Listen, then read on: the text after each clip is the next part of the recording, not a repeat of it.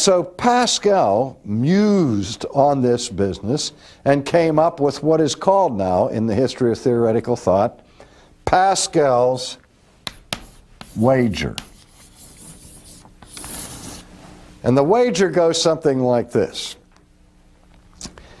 that if a person bets his or her life that there is a God and lives in light of that bet, refrains from unrestricted evil, seeks to live sacrificially, seeks to forego some of the pleasures that are offered by the world, that if that person dies and there is no God, in the final analysis, that person really hasn't lost anything, because that person has enjoyed a better life.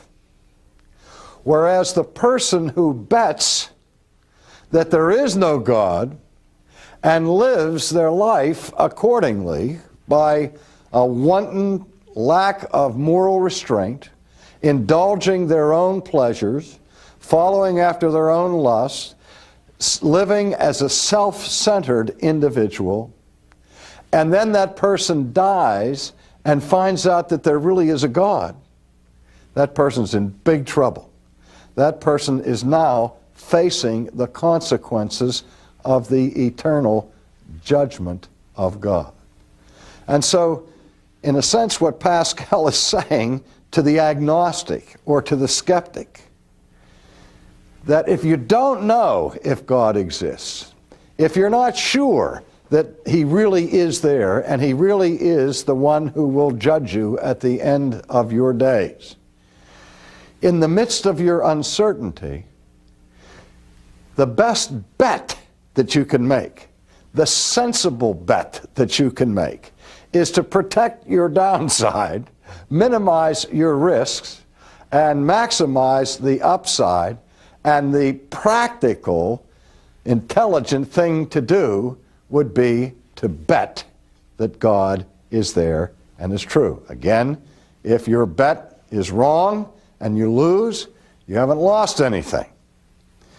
And if you bet that He isn't there and He is, you've lost everything.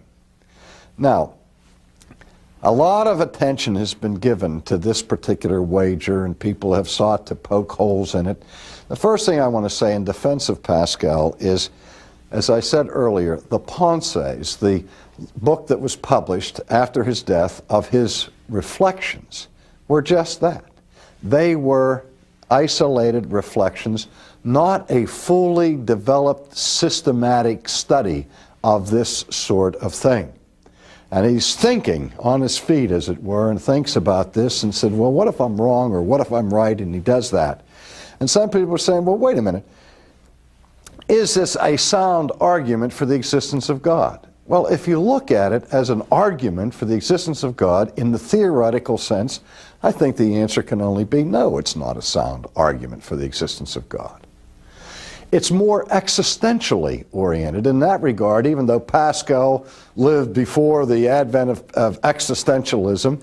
There were many modern existentialists who look back to Pascal as one who anticipated the thinking of a man like Kierkegaard, for example, who called human beings to be passionately engaged in the subjective aspects of human existence, walking by faith, living on the edge of risk, trusting God in the darkness, as it were.